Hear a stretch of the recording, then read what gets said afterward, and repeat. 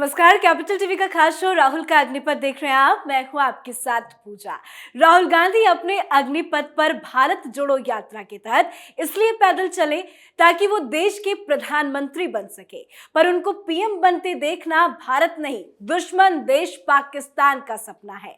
कल ही खबर आई कि पाकिस्तान के पूर्व राष्ट्रपति जनरल परवेज मुशर्रफ नहीं रहे, पर उनकी एक इच्छा अधूरी रह गई, और वो ये है कि राहुल गांधी उनके रहते पीएम नहीं बन सके। मुशर्रफ के निधन के बाद से उनका एक वीडियो सोशल मीडिया पर जमकर वायरल हो रहा है, जिसमें वो राहुल गांधी को भारत का प्रधानमंत्री बनने की इच्छा जता रहे हैं।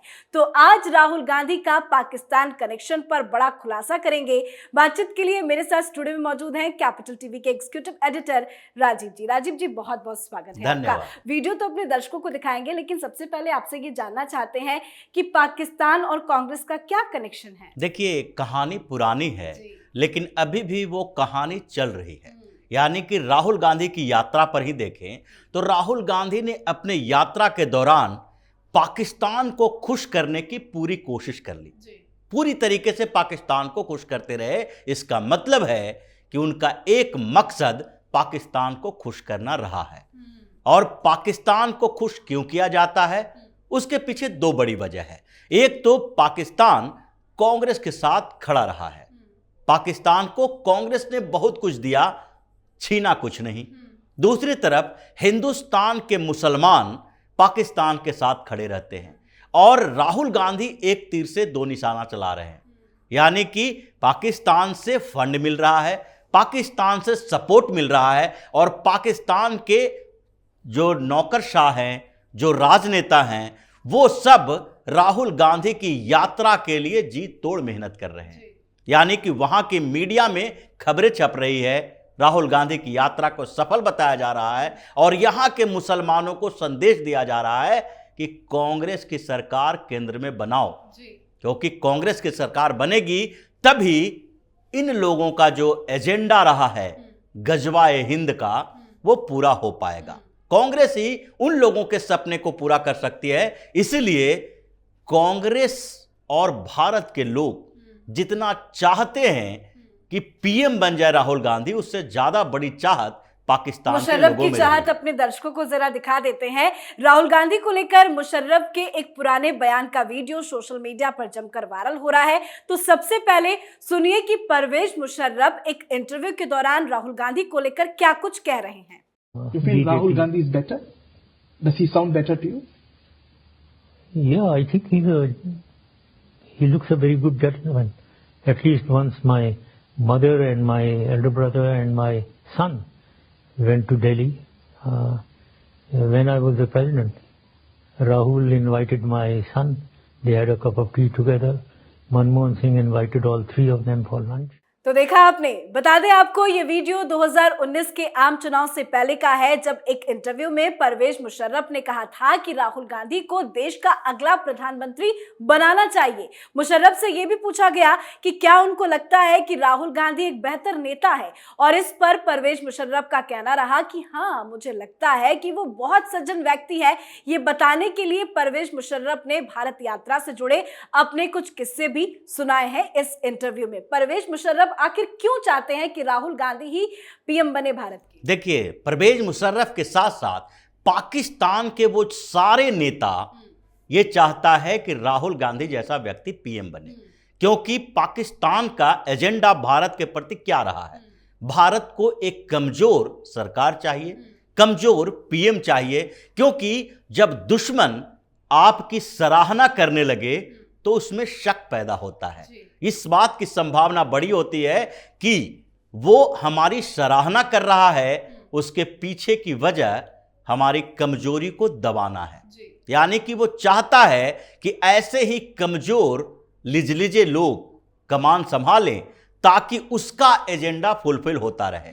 ये परवेज मुशर्रफ उस समय इसलिए बोल पाया क्योंकि वो पाकिस्तान से भगोड़ा घोषित कर दिया गया था, पाकिस्तान छोड़कर चला गया था। इसलिए वो अपनी पुरानी धाराओं में बह गया और खुलकर अपनी बात रख ली। दूसरी बात यह भी है कि वो सेना का था, जनरल रह चुका था, और भारत के खिलाफ कॉन्स्पिरेसी किया था।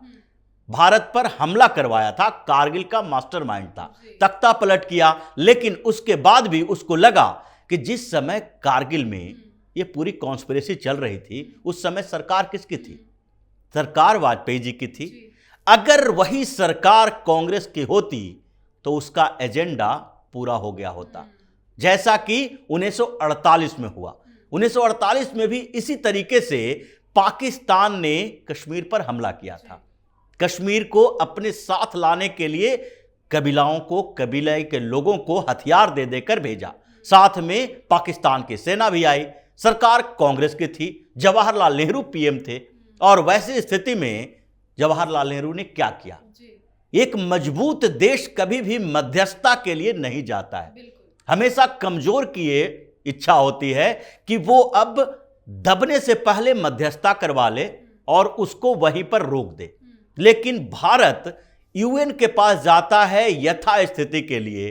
भारत के साथ कॉन्स्पिरेसी की जाती है। एक प्रधानमंत्री इतना लाचार और कमजोर हो जाता है कि पाकिस्तान जैसे देश, जो उस समय भी आर्थिक संकट से गुजर रहा था, जिसके पास खाने के लिए पैसे नहीं थे, हथियार के लिए कहां से आता?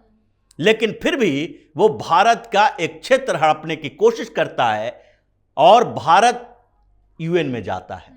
उसी के कारण आज पीओके बना हुआ है।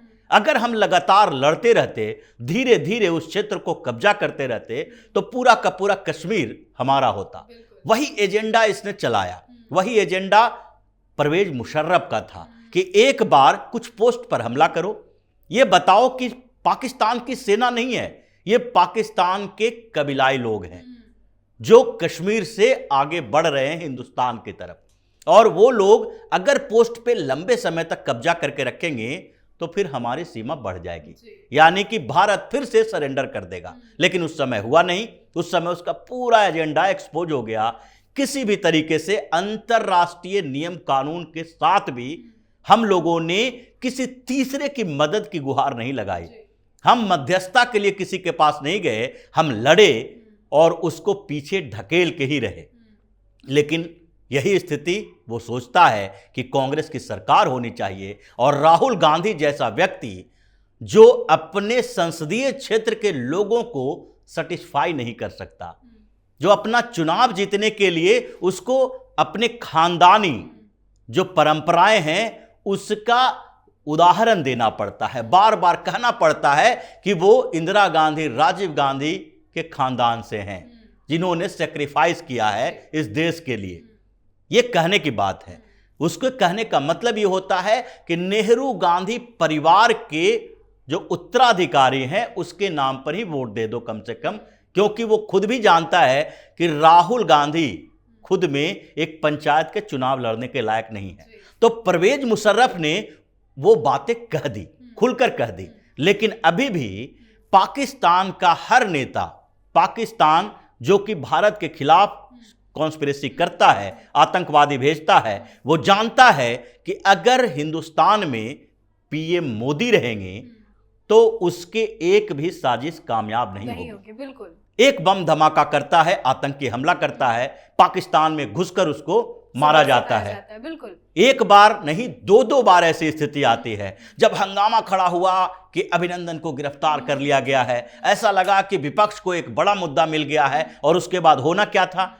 होना यही था कि अगर 2, 4, 10 दिन और अभिनंदन को रख लिया जाता तो ये लोग कहते मोदी हार गए, मोदी हार गए। लेकिन उसको पाकिस्तान ने छोड़ा। पाकिस्तान सही सलामत अभिनंदन वापस आए। सही सलामत अभिनंदन वापस आए। और वही नहीं, पाकिस्तान की हालत खराब थी। ये वहां के ही विदेश मंत्री ने, रक्षा मंत्री ने ये बताया है।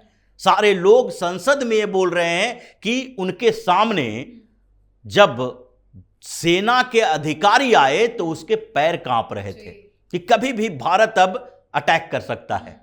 उनके पास कोई और दूसरा विकल्प नहीं था कि अभिनंदन को छोड़ें, भारत के सामने सरेंडर करें।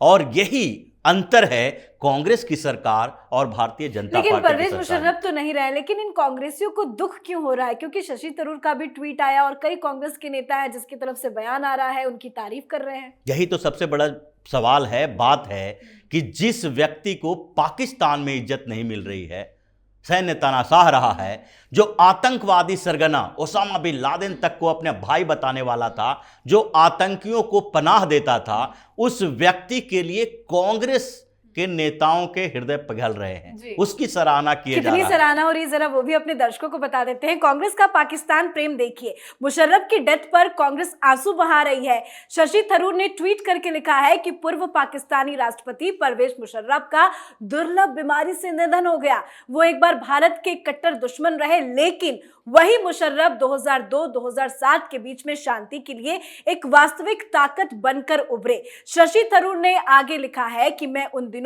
संयुक्त राष्ट्र में हर साल उनसे मिला और उन्हें अपनी रणनीतिक सोच में स्मार्ट, आकर्षक और स्पष्ट पाया। ये तो काफी तारीफ कर रहे हैं। देखिए, ये बात बार बार उठता है हिंदुस्तान में, इस बात की चर्चा हमेशा होती रही है कि जो लोग अंतर्राष्ट्रीय संस्थानों में काम कर रहा है उसके ऊपर भरोसा न करो।